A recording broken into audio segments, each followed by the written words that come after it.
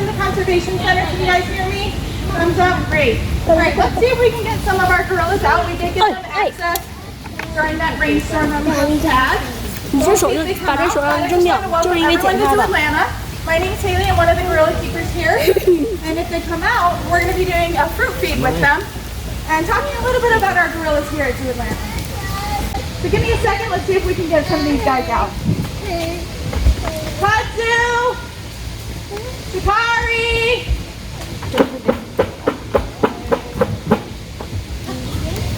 Anaka, Andy, Mary, Taz! Hi! Come on! Look, he's over. Oh,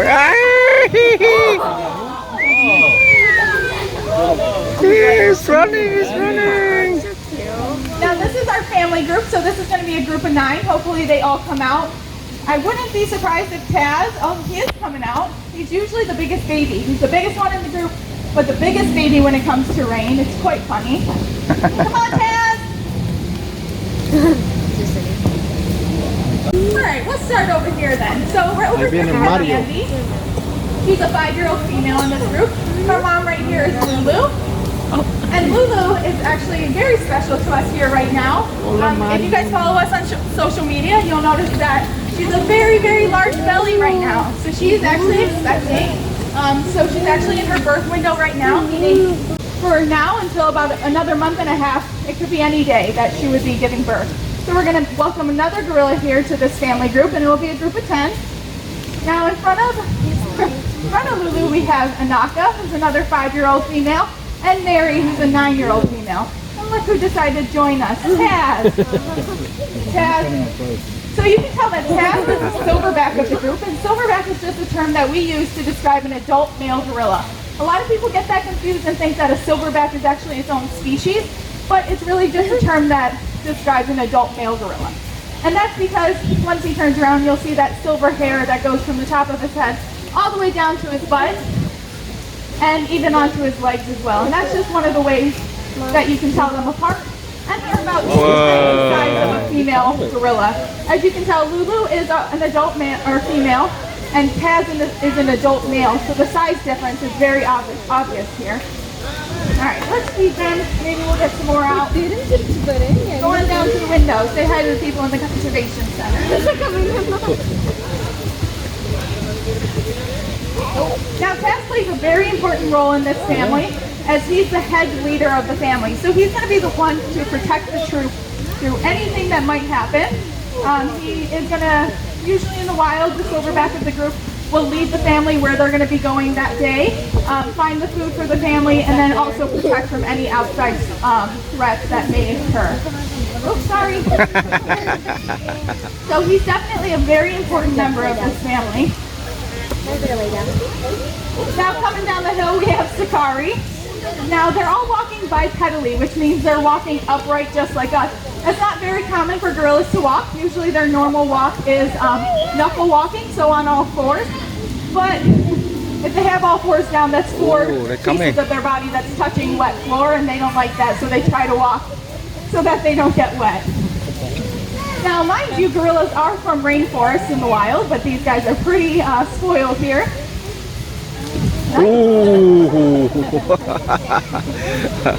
Now here comes little Misha, who's our youngest in the group. She's going to be 3 in September.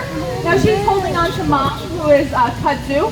Now Kudzu is the next dominant right below Taz. So within the adult females that we have in our group, there's also a hierarchy there as well. And Kudzu is at the top of that female hierarchy. So right under Taz, she's the next boss in this group. Give her some treats. Taz. All right, I think everyone's out. 1, 2, 3, 4, 5, 6, 7, 8, 9. 1 second.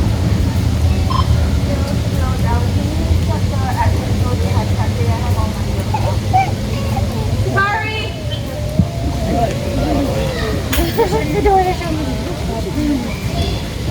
I know, right?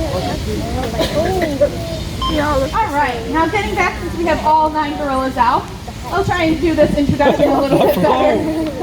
Alright, so over to our left, you guys have in that. You're right, right. She's the oldest adult in this group.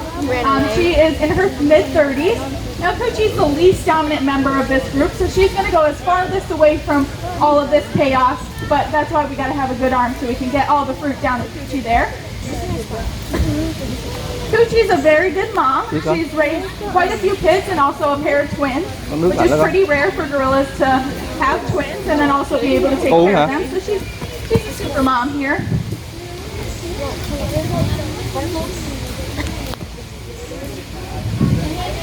Sakari! You might have lost one.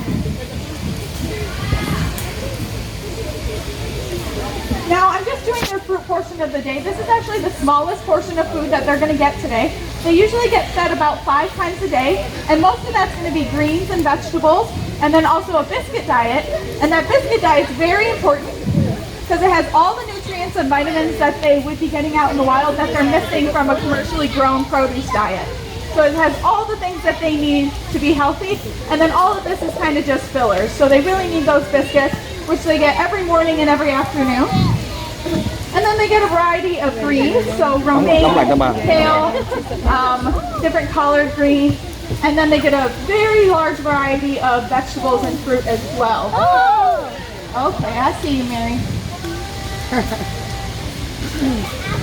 Now, because they're getting that biscuit diet, they don't have to eat as much pounds of food every single day. So right now, our adults eat around 10 pounds of food, our adult males. In the wild, it's not uncommon for them to eat much more than that to get all the calories that they need from the day, since they don't have those handy little biscuits at their disposal. Now, their diet is just one of the things that we monitor every single day to make sure that they're getting everything that they need to be healthy. But we do a lot of different training as well to make sure that all of our gorillas are in tip-top shape. And training is, has anyone heard of the term training? Who has a dog at home? Do you guys teach your dog how to sit? Does that usually help you take care of them? Maybe if you're waiting, they have to wait for you to feed them so they're not all up in your business, or they wait at a sidewalk before crossing the street. We kind of do similar things with them, whereas they are trained for these different types of behaviors so that we can work better with them every day to monitor their health. So for example, with Lulu, since she is pregnant, we want to make sure that that unborn baby is still healthy, and a way that we can do that is actually through ultrasound.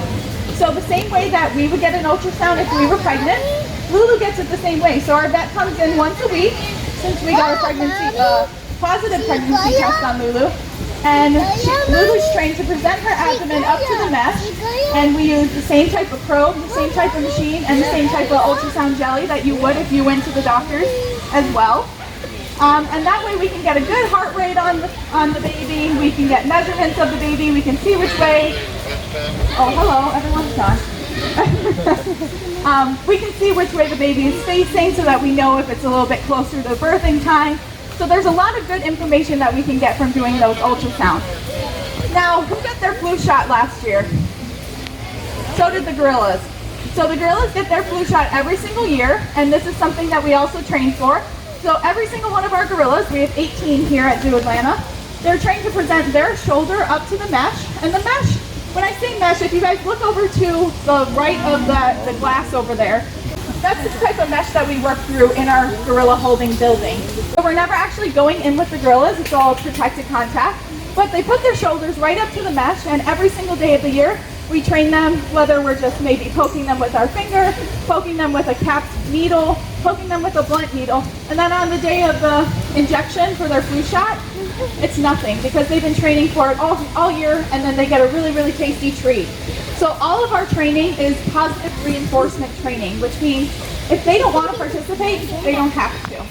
So it's 100% voluntary, and what the positive reinforcement means is if they do choose to participate and they do the behavior that we ask for, they're going to get something that they want in return. Now, if they do the behavior incorrectly or they don't train with us because they just don't prefer to that day, we're never going to punish them for that. So we're never going to take away food that they should be getting. We're never going to put them in timeout or anything like that. We'll just say, all right, maybe we'll try again later or the next day. So it's really on their schedule. But most of the time they do want to train with us because they get yummy fruit and different types of things that they normally wouldn't get in their regular diet. Now half of my group is gone, so I'm going to save some of this fruit for them for later. And we'll just keep talking. We don't want these guys to get too much of their fruit portion and have all the other guys not get their fruit portion. This is actually one of the groups within our larger group. So like I was saying, Coochie is the oldest, and that's actually her daughter Lulu. And then Andy is Lulu's daughter. So this is Coochie's granddaughter right here. The other group that's inside has a very similar pattern as well, where most of the babies are with the mom in there as well. And There you come. oh, here they come again. Come on, Mary. Now, gorillas are found in Central Africa. There's 4 subspecies of gorillas. This is the western lowland species of gorillas. But one thing that we all need to learn about gorillas is that all 4 subspecies are critically endangered or endangered in the wild. And all that means is in the next 20 years or so, these guys can go extinct out in the wild, which we definitely don't want to happen because they do play a very, very important role in the ecosystem with seed dispersal in Africa. And also, they're just such beautiful creatures. We would never want them to disappear off this planet. So things that we can do to help gorillas out in the wild is you're actually doing it right now. You're at a keeper's hawk at your local zoo, and you're supporting zoos, and in turn, zoos support conservation efforts out in the wild. But another really easy thing that you guys can do is I see a lot of cell phones in the crowd right now. We all have cell phones. There's actually a mineral in our cell phones called coltan. And coltan's really great for us because it keeps our cell phones from overheating as we're using them constantly. So we definitely need that mineral coltan because we're on our cell phones all the time. It's just not so great for the gorillas because that mineral is actually mined in the same exact area that the gorillas live. So because the technology demand is increasing in the past recent years, they're going out into the wild and destroying gorillas and other animals' habitats to get that coltan to keep up with that demand of technology. But the one thing is, if we recycle our old cell phones or broken cell phones, just any electronics that we don't use anymore, we can keep people from going out and mining for more coltan because we'll just keep using the recycled coltan from those cell phones. Now, Zoo Atlanta has 2 different boxes that you guys can drop off your cell phones at. One is an admission, so if you're not visiting the zoo that day, you can still drop them off and go on your way. But also in the Conservation Center, we also have a box in there as well. And what we do is we send those to our cell phone partnering, silly, called EcoCell, and they send those to the cell phone producers. They take the coltan out and just put them into new phones so that the demand for coltan decreases because we already have a large supply. And most of the time, a lot of people have these broken electronics or unused flip phones, things like that, just in their bedroom drawers at home. So if you guys wanted to bring those in and help gorillas out, that would be great. I'm going to stick around for just a few minutes if you guys had any other questions. I'm sorry our whole troop isn't out here today, but like I said, they're a little bit of babies when it comes to rain and wet grounds. But we have a pretty good troop out here right now. So I want to thank you guys all for coming out to Zoo Atlanta. Make sure you check your maps for other talks and feeds for the day. Thank you guys. Yeah, it's your question. That's a great question. So because they can climb, jump, and swim, what keeps them there? That's the question. Now, we try to make it so you guys can't see it. There's a very, very large moat separating me and you guys from these gorillas here. And if you see the wiring that's going around the moat, that's called hot wire. So they know not to touch that because they'll get a little bit of a shock from it. So all it takes is just learning from that once and then they stay away from it. And then if you see around the trees as well, there's also hot wire going up so they can't climb on those trees. Now gorillas are very good at a lot of things and jumping's not one of them. So you'll notice in Habitat 1, there's not hot wire around the moat. They're actually able to get into that moat, but that moat is very far across. They would never be able to jump that way, or I would never stand over there for a feed ever. So yeah, they're staying in here pretty well. That was a great question. Yeah? Yeah?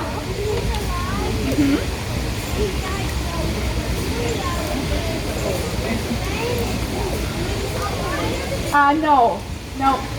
Yeah, so Ivan was here. We have a lot of keepers that actually worked with Ivan while he was here. I unfortunately was not one of them. It was quite a while ago. I see you brought your book. Did you guys email about this? Yeah, okay, great. Yeah, so Ivan was here. Our assistant curator actually worked with him as well. So she got to know Ivan quite well. He started off in Washington, right? Did you learn all this? A little bit? Yeah, it's a mall in Washington, and then he moved over to Zoo Atlanta to be his permanent home here.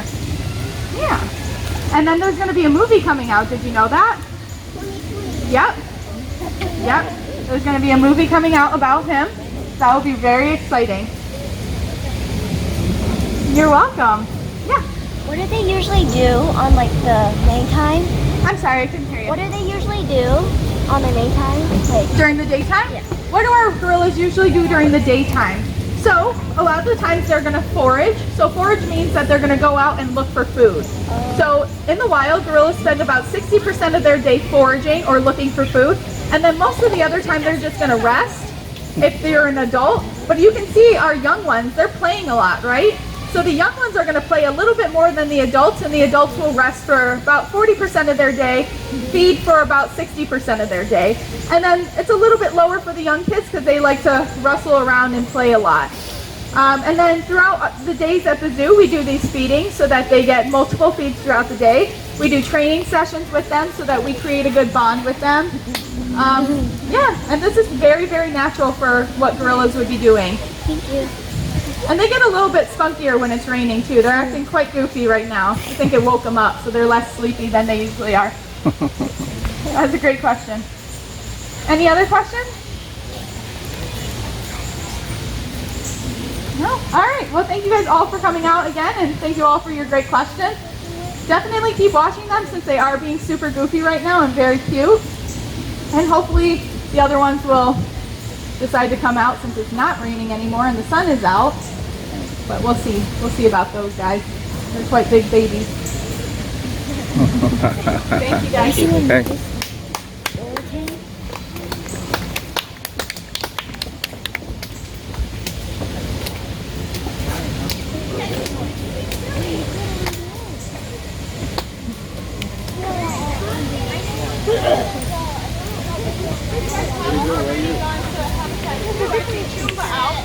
Chumba's a 55-year-old female. And average underrated care for a female is 37. She's 55. But then also in that group who we might be hanging out inside, but maybe he'll keep his head out, that's Ozzy. And Ozzy's 58 years old, and he's the oldest silverback in the entire world right now. So he's a very, very special gorilla. He was our little geriatric troop.